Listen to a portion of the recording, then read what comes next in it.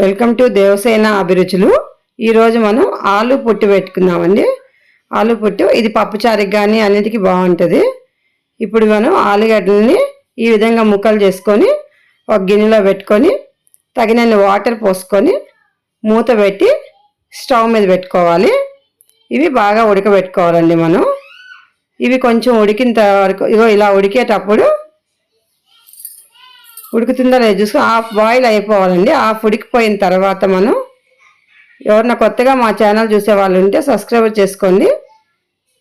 ఇప్పుడు మనం 1 spoon salt వేద్దాము, ఎందుకంటే ఆలుగడ్డకి 1 స్పూన్ సాల్ట్ వేస్తే కొంచెం ఆలుగడ్డ పడుతుంది.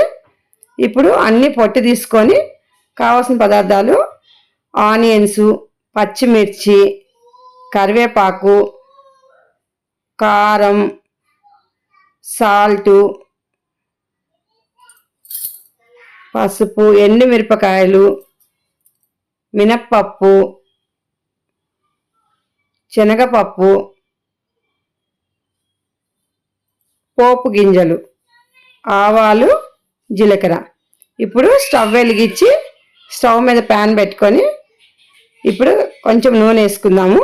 కొంచెం ఆయిల్ కూడా కొంచెం ఎక్కువే పడుతుందండి, ఆనియన్స్ ఉన్నాయి కాబట్టి కొంచెం ఎక్కువ వేసుకొని ఇప్పుడు పోపు గింజలు వేసుకుందాం. పోపు గింజలు ఒక 2 ఎండుమిరపకాయలు వేయించుకొని వేసుకోవాలి. 2 మిరపకాయలు, శనగపప్పు, మినప్పప్పు ఇవి కొంచెం వేగాలి. ఇవి కొంచెం వేగిన తర్వాత ఇప్పుడు మనం పచ్చిమిర్చి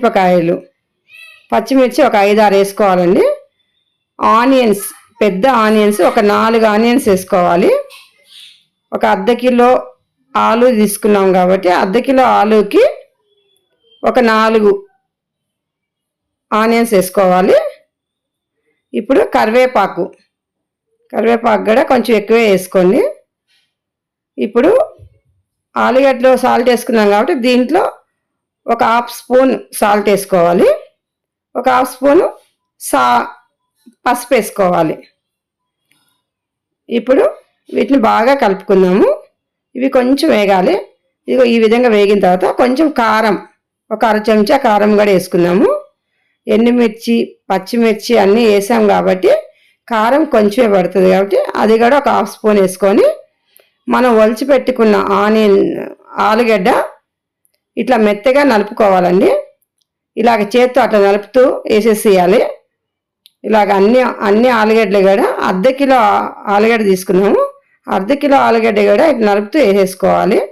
ఇప్పుడు ఈ ఆలుగడ్డకి ఉప్పు, కారం, ఆనియన్స్, కరివేపాకు ఇవన్నీ బాగా పట్టేటట్టు సిమ్లో పెట్టి బాగా కలుపుకోవాలి. అంతా నీట్గా కలిసేటట్టు కలుపుకోవాలండి. ఇది పప్పుచారుకి కానీ చట్నీలకు కానీ వేడివేడి రైస్లోకి చాలా బాగుంటుంది. లైక్ చేయండి, షేర్ చేయండి, సబ్స్క్రైబ్ చేయండి. మీరు కూడా చేసుకొని తిని చూసి ఎలా ఉందో మాకు కామెంట్స్లో తెలియజేయండి.